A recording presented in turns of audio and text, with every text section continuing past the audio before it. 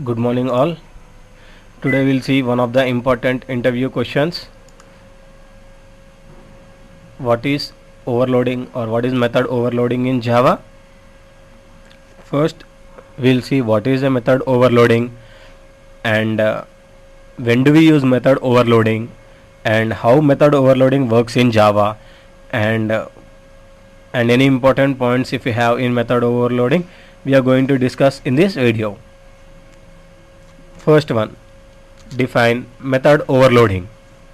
Overloading means if two or more methods have same method name but with different arguments and different type of arguments and different number of arguments, then we call that as a method overloading. So what is a method overloading? Different signatures with same method name, we call that as an overloading. How method overloading works in Java, or when do we use overloading? First we'll discuss when do we use overloading, then we'll discuss how method overloading works in Java. When do we use overloading? If two or more methods perform same actions or similar actions but with different inputs, then we say that is an overloading. I repeat once again, when two or more methods perform same or similar actions with different inputs or values, then we say at that moment we use overloading. And now how method overloading works in Java. First, compiler will check all the methods have a same method name. If they have same method name, then it will check the number of arguments, and if those have a number of arguments same, then it will check the type of arguments.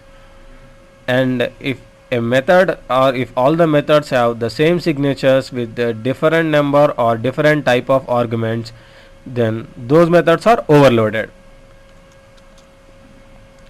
Checks if the method name or number of arguments and type of arguments. First it checks method name, then it checks number of arguments, then it checks type of arguments. Based on that, method will be called by the compiler first. And we can say that static polymorphism or static binding can be achieved using overloading. Why? Because overloading occurs at the compile time. A method call will be resolved at the compile time, so we call that as a static polymorphism or static binding in Java. And the last one is important point. Note, return type is not a part of method signature.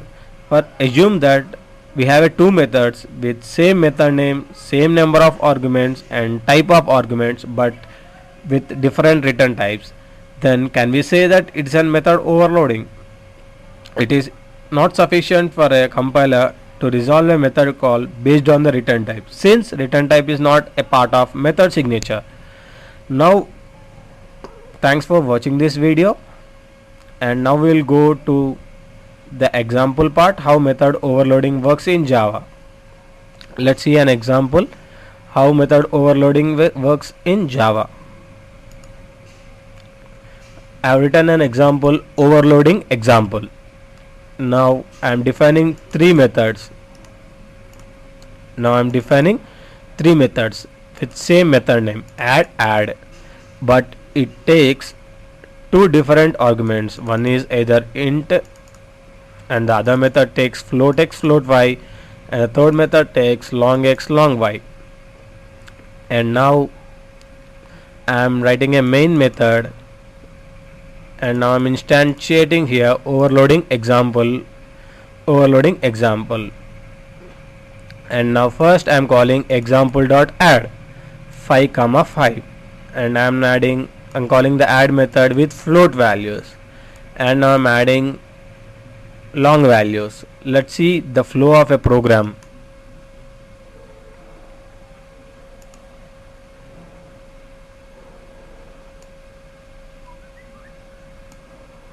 First example.add 5, so since these two are integers, compiler will check the method name add with two integer arguments, and the corresponding method will be called, and in that we are printing adding two integers, and it will print the addition of two integers value. Adding two integers and it printed 10. Now example.add 1.2f and 2.4 float, and now it will check the method name add with two different float values, and it will call the corresponding method. Now add with float arguments, so this method is called, and we are printing add to float values x plus y. And now the next method call is example.add 1 long 2 long. Now it will check the same method name add and with two different float long values, and now it will print adding two long values x plus y, and the corresponding value will get printed. And if you see the output, first it called two integers with value 10 and it added two float values, and third one it added two long values and gave output as 3. Thanks for watching this video. Hope you enjoyed this video, and log on to www.java-interview-questions.com for more